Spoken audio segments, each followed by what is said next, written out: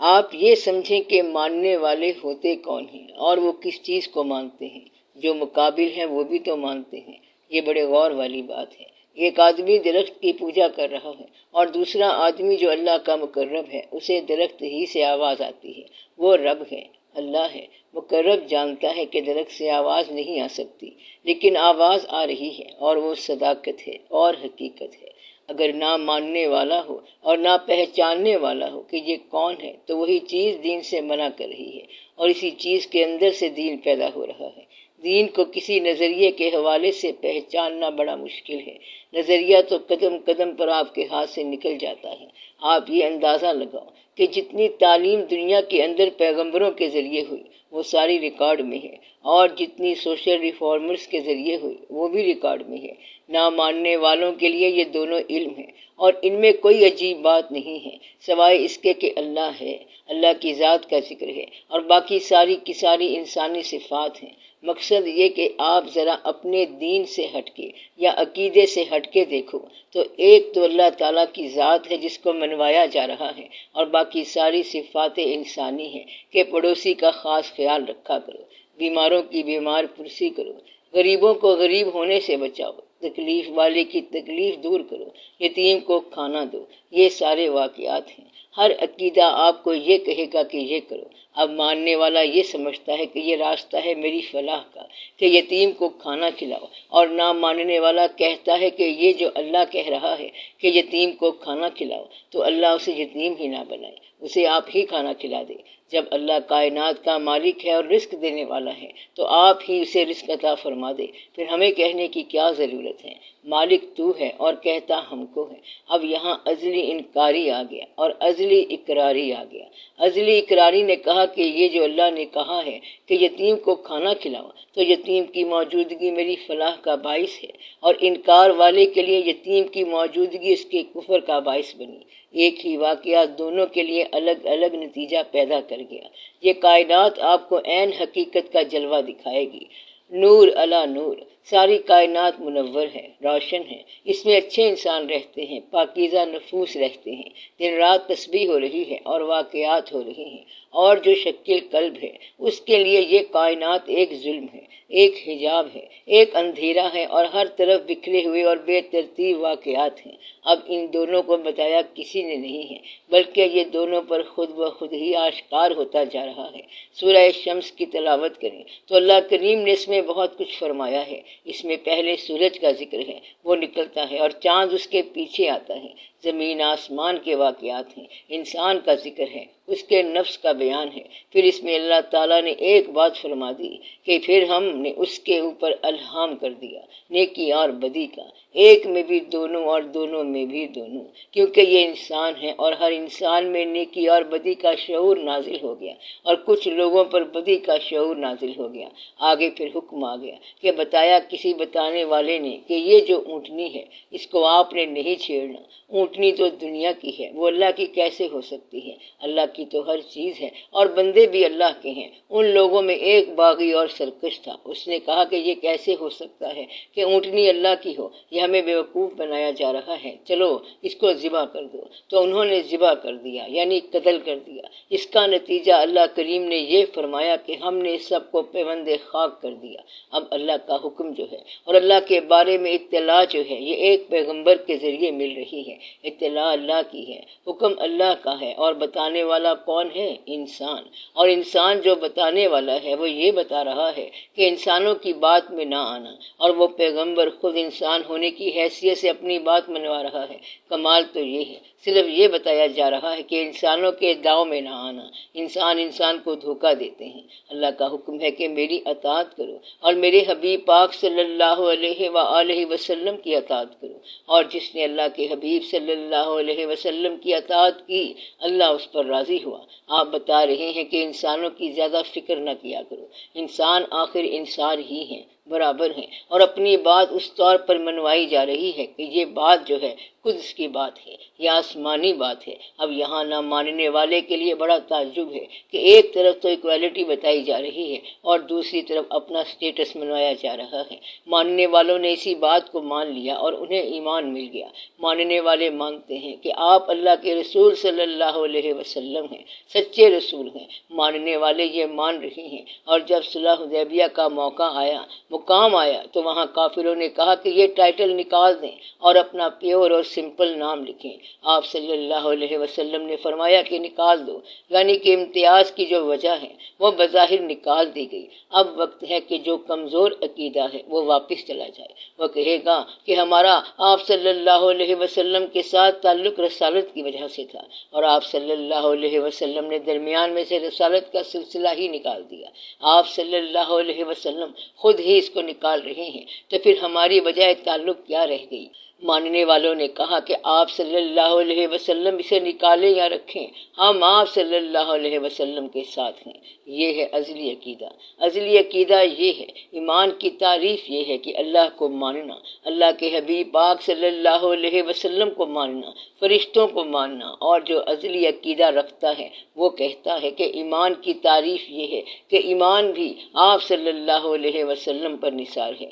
مطلب یہ ہے کہ پیغمبر کی بات اللہ کے حوالے سے احکام الہی ہے، اور جو احکام نبی صلی اللہ علیہ وسلم ہیں وہ بھی اتنے ہی اہم ہیں جتنے کہ احکام الہی ہیں، حالانکہ وہ احکام ہیں کسی عبد کے جو رسول بھی ہیں اور پیغام لا رہے ہیں، لیکن یہ وہی احکام ہے کہ تم وہاں جاؤ اور تم وہاں نہ جاؤ، یہ کھانا کھا لو اور وہ کھانا نہ کھاؤ۔ یہ عام فہم بات ہے۔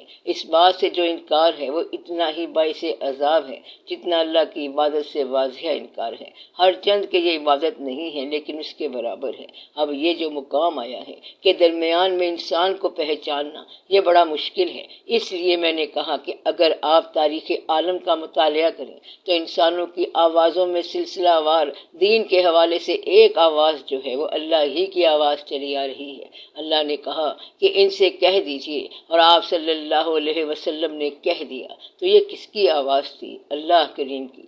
اس کے ساتھ آپ صلی اللہ علیہ وسلم نے اپنی زبان میں بھی بات سمجھا دی، اور یہ زبان وہی ہے کہ یہ تو اپنی مرضی سے بولتے نہیں ہیں، ان پر وحی نازل ہو تو بولتے ہیں۔ گویا کہ وہ بولنے والا جو اللہ کی طرف سے بول رہا ہے اس کا اپنا بولا ہوا بھی اتنا ہی اہم ہے جتنا کہ اللہ کا بولا ہوا ہے۔ ہر چند کہ اللہ جانے اور اللہ کے حبیب صلی اللہ علیہ وآلہ وسلم جانے۔ ہمیں تو اتنا پتہ ہے کہ آپ کی زبان سے نکلا ہے، یا تو میتھمیٹکس ہو کہ ہم فارمولا لگا لیں، لیکن نہیں۔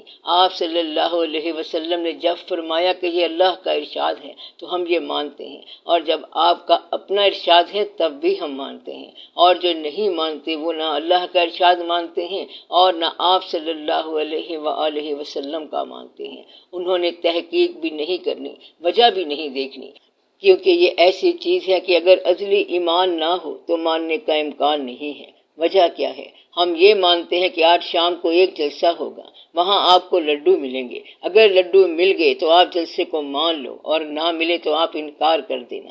اب یہ سٹیٹمنٹ کیا ہے کہ جس کا مشاہدہ ہو سکتا ہے، اگر ایسا بیان ہو جس کا مشاہدہ ممکن ہو تو آپ تصدیق کر سکتے ہیں۔ اب یہ دونوں واضح بیان ہیں اور دونوں کا مشاہدہ نہیں ہے کہ ایک اللہ ہے اور دوسرا یہ کہ مرنے کے بعد ایک زندگی ہے۔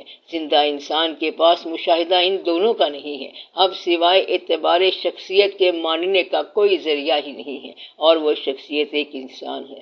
گویا کہ انسان کے اپنے اندر ماننے کا جذبہ پیدا ہو جائے تو پھر وہ اس انسان کی بات اسی طرح مانتا ہے جس طرح اس انسان کے پاس آئے ہوئے اللہ کی طرف سے جو احکام ہیں وہ ان کو مانتا ہے، اور جو نہیں مانتا وہ انہیں انسان کی طرح کا کہتا ہے کہ یہ تو انسان ہے، ہم نے کیا ماننا ہے۔ اعتراض کرنے والے نے اعتراض کیا کیا کہ یہ کیسے نبی ہیں کہ بازار جاتے ہیں، سودا خریدتے ہیں، اور اگر یہ اللہ کے نبی ہوتے تو اللہ ان کے ساتھ فرشتے لگا دیتے۔ اللہ نے جواب دیا کہ تم لوگوں نے یہ کیسا سوال کیا کہ اگر میں ان کے ساتھ فرشتے بھی بھیج دیتا تو انسانی دنیا میں ان کا انسانی روپ ہوتا، اور تم کب مانتے؟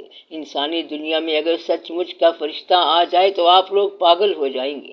جن لوگوں کے بزرگ فوت ہو چکے ہیں، مثلا کسی کا باپ فوت ہو گیا، اسے پتا ہوتا ہے کہ دفن کر کے آئے ہیں، ہیں۔ اگر وہ اسے یاد کر رہا ہو اور اس کا باپ اچانک کمرے میں آ جائے تو وہ تو ویسے ہی مر جائے گا، حالانکہ وہ اپنے باپ کو یاد کر رہا تھا۔ اس لیے جس چیز کو آپ یاد کر رہے ہیں ناممکنات میں ممکن ہو جائے تو آپ پاگل ہو جائیں۔ مطلب یہ کہ یہ ایسی چیز ہے کہ ماننے والا اس طرح مانتا ہے کہ اس کے ہاں تحقیق کا مقام ہی نہیں ہے، بس اللہ کو مانا کہ اللہ ہے۔ لوگوں نے پوچھا کہ وہ کہاں ہے تو انہوں نے کہا کہ بس وہ ہے۔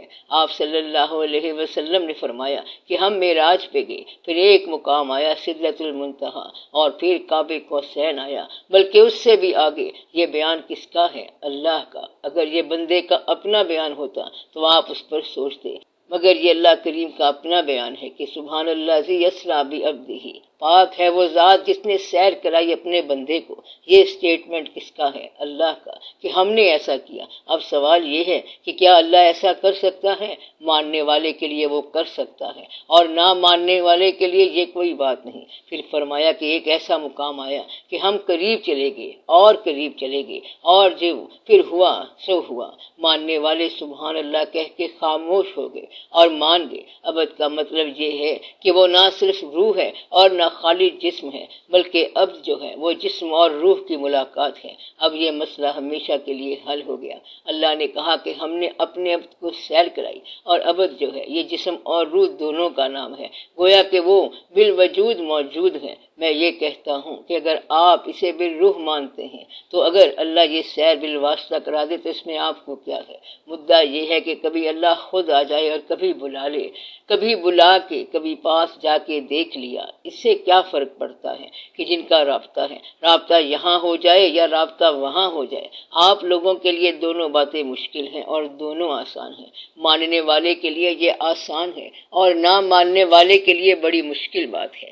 ازلی مشکل کہاں پیدا ہوتی ہے؟ مثلا کتاب تو ایک ہے اور یہ مالک کی کتاب ہے جس کے بعد کوئی کتاب نہیں آنی اور نہ کوئی کتاب آئی ہے۔ عین ممکن ہے کہ یہ کتاب گمراہ بھی کر سکتی ہے اور ہدایت بھی دے سکتی ہے۔ مطلب یہ کہ یہی کائنات، یہی زندگی، یہی راستے، یہی کتابیں اور یہی مساجد کو گمراہ کر رہی ہیں، اور راہ تلاش کرنے والے کے لیے ایک راستہ بن رہا ہے، جبکہ وہ دونوں ایک ہی سفر کر رہے ہیں۔ ایک آواز ایک کے کان میں حلاوت پیدا کر دیتی ہے اور دوسرے میں بغاوت پیدا کر دیتی ہے۔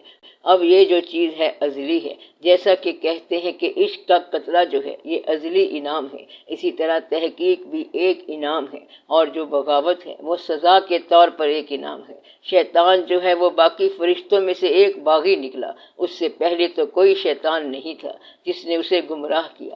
آپ کہیں آگے پیچھے ہو جائیں تو کہتے ہیں کہ شیطان نے گمراہ کر دیا یا کسی بندے نے گمراہ کر دیا۔ شیطان سے پہلے تو کوئی شیطان نہیں ہے۔ شیطان نے کہا تھا کہ آپ نے مجھے اغوا کر لیا ہے، گمراہ کر لیا ہے، مجھے بتائیں تو صحیح کہ میرے ساتھ ہوا کیا ہے۔ اللہ نے کہا کہ تیرے اپنے اندر طاغوت بولا ہے۔ اگر شیطان سے پہلے کوئی گمراہ کرنے والا نہیں ہے تو یہ ازلی ہوا۔ اب یہ ازلی کیوں ہے؟ یہ سوال بند ہے، بلکہ تم سے سوال ہوگا کہ تم نے ایسا کیوں کیا۔ مجھ سے یہ سوال کیسے کر سکتے ہو کہ میں نے ایسا کیوں کیا؟ میں جانوں اور میری مصلحتیں جانیں، ہم جانیں اور ہمارے کام جانیں۔